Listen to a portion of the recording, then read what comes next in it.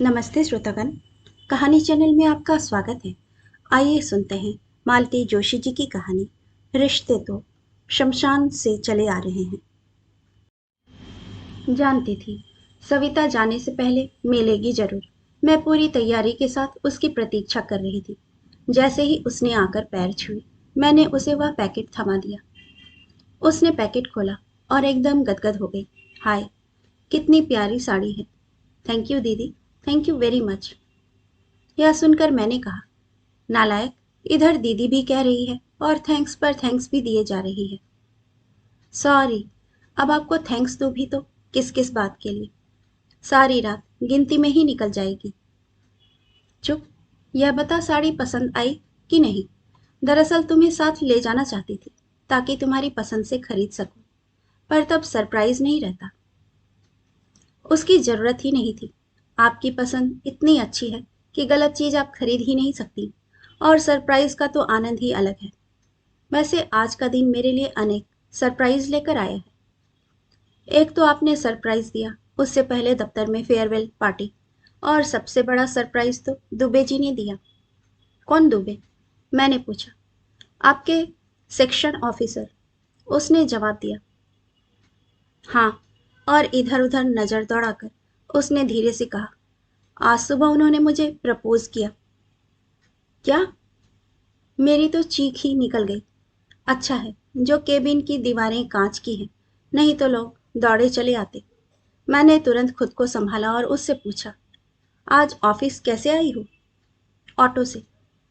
प्राजला ने कहा था साड़ी पहनकर आना। साड़ी पहनकर मुझसे एक्टिवा चलाते नहीं बनती। अच्छा किया। चलो मैं घर छोड़ती हूँ।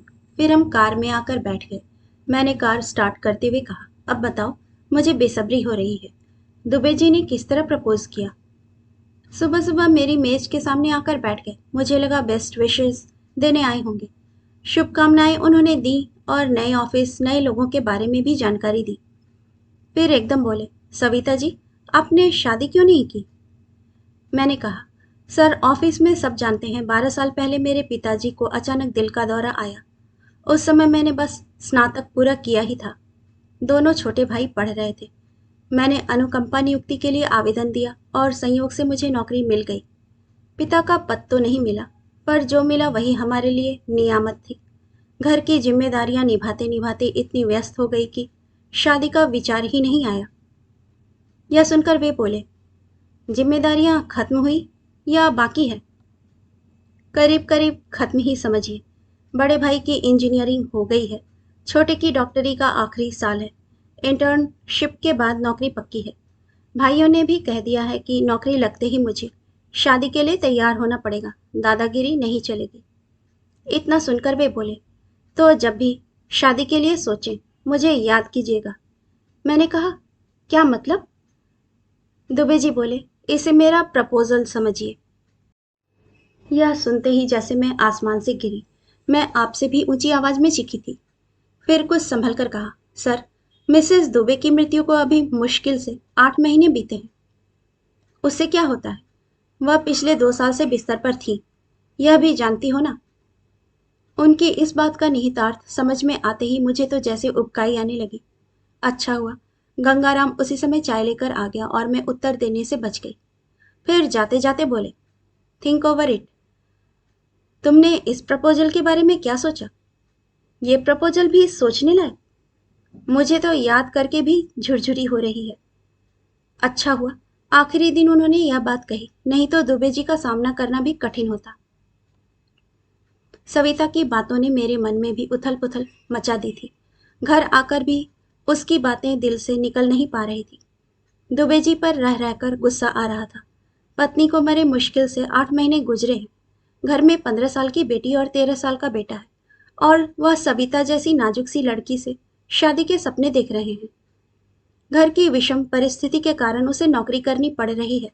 इसका यह मतलब थोड़े ही है कि उसकी शादी की उम्र निकल गई है। अब भी उसके लिए अच्छे रिश्ते जुड़ सकते हैं। उसके भाई जहां सेटल हो जाए तो मैं खुद आगे बढ़कर उसके लिए एक अच्छा सा लड़का ढूंढ कर लाऊंगी। एक दिन हेड ऑफिस मीटिंग में गई थी। लौटते समय दुबे जी मिल गए। औपचारिकतावश मैंने घर व बच्चों के हालचाल पूछे। कुछ न पूछिए मैडम, हाल बेहाल है। अम्मा एकदम पस्त हो गई हैं। गांव लौट जाना चाहती हैं, पर घर में जवान होती लड़की है, उसे अकेले कैसे छोड़ दें।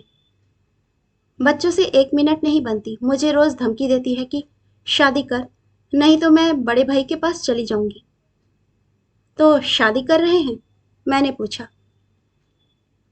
अम्मा और बच्चों के लिए करनी ही पड़ेगी, उन्होंने कहा। यह सुनकर मैंने कहा, मेरी एक मौसेरी बहन है, बाल विधवा है। 13 की उम्र में ब्याही गई, 15 की उम्र में घर लौट आई। अब बेचारी भाभीयों की जचकी कर रही है, उनके बच्चे पाल रही है। सुबह शाम रसोई में खटती है, बचे समय में माँ की सेवा करती है। कितनी बार कहा कि 2-4 साल के लिए मेरे पास भेज दो। 8वीं पास है, मैं 12वीं करा दूंगी, कोई ट्रेनिंग दिलवा दूंगी, लड़की अपने पैरों पर खड़ी हो जाएगी। पर कोई सुनता ही नहीं है। आखिर मुफ्त की नौकरानी कैसे जाने देंगे। मैडम, हमारे यहाँ तो शमशान से ही रिश्ते आना चालू हो जाते हैं, पर गांव देहात की लड़की के साथ बच्चे सामंजस्य नहीं बैठा पाएंगे, इसीलिए अब तक सारे रिश्ते लौटाता रहा हूँ। आप जिनकी बात कर रही हैं वे विडो है ना? अम्मा कभी नहीं मानेगी। पढ़ी लिखी होती तो एक बात थी, मैं अम्मा को मना लेता।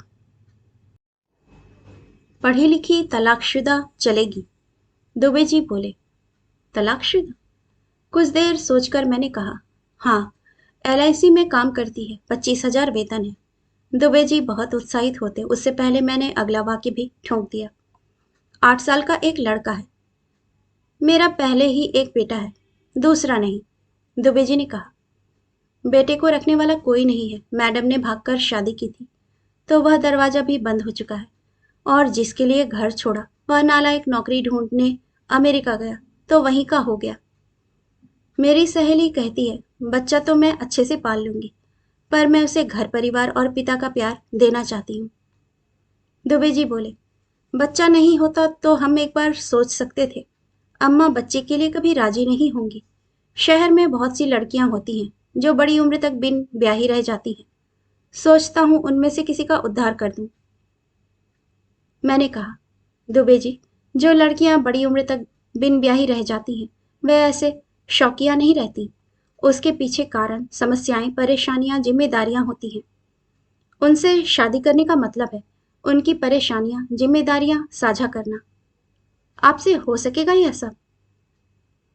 यह सुनकर दुबे जी बोले, अरे राम का नाम लीजिए, मेरी अपनी ही परेशानियां क्या कम हैं।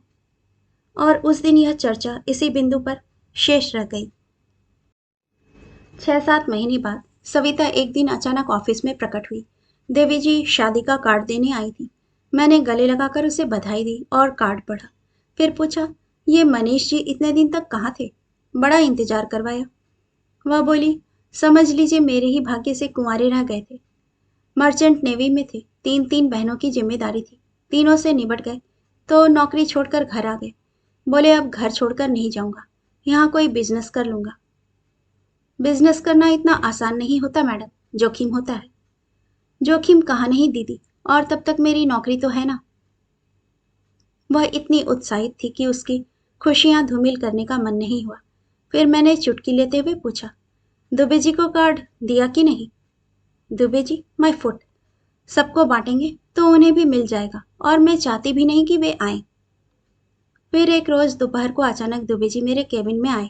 बैठते ही शुरू हो गए, मैडम, आप अपनी किसी बाल विधवा बहन के बारे में बता रही थी। मैंने बताया। आखिर में मेरी कोशिशें रंग ले ही आई। मैंने मौसी को खूब समझाया कि अपने स्वार्थ के लिए लड़की की जिंदगी मत खराब करो।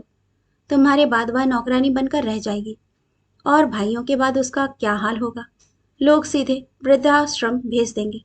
मौसी के दिमाग की बत्ती देर से जली और उसका रिश्ता कर दिया। यह सुनकर दुबे जी बोले, मतलब उसकी शादी हो गई? मैंने कहा, हाँ, अभी तक भाभीयों की रसोई में खटती थी, अब अपने घर में खटेगी। पहले माँ की सेवा करती थी, अब सास की करेगी। कुछ नहीं तो पहनने ओढ़ने का सुख तो मिलेगा। और वह तलाकशुदा? उन्होंने डरते डरते पूछा। लौट के बुद्धू घर आ गए हैं। मैंने बहुत डांट लगाई थी कि इसे दरवाजे पर खड़ा मत करना, तुम्हें बहुतेरे मिल जाएंगे। तो बोली, मुझे बहुतेरे मिल जाएंगे, पर मेरे बच्चे को पिता कहाँ मिलेगा? दुबे जी चाय पीकर चुपचाप उठकर चले गए। तो मन हो रहा था कि पूछूं, वो जो शमशान से रिश्ते चले आ रहे थे, उनका क्या हुआ? पर जले पर नमक छिड़कने का मन नहीं हुआ। कहानी सुनने के लिए आपका धन्यवाद।